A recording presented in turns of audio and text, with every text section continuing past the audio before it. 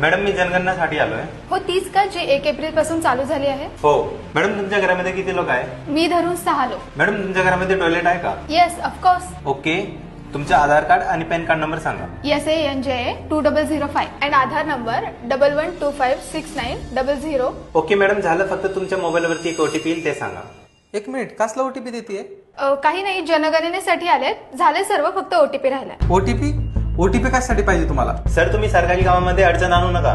कोणतं सरकारी काम आणि कुठल्या जनगणनेमध्ये ओटीपी लागतो? तुला माहिती नाही का जनगणना करताना कुठल्याही प्रकारचं ओटीपी लागत नाही, ना कुठल्या प्रकारचे बँक डिटेल्स लागते, ना कोणाचं आधार कार्ड आणि पॅन कार्ड मागायचं असतं. सर याबद्दल तुम्हाला काही जास्त माहिती नाहीये. अच्छा, मला माहित नाहीये का? तुझं नाव सांग, तुझी पोलीस आणि सायबर क्राईम मध्ये कंप्लेंटच करतो. Sir sorry.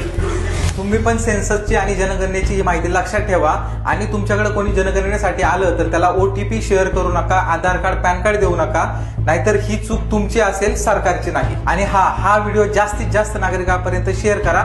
सतर्क राहा, स्कॅम पासून वाचा.